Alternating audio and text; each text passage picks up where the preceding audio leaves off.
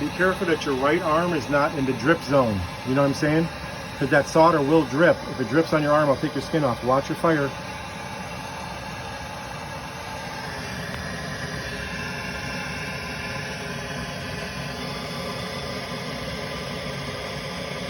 Is it taken? Yeah. Good.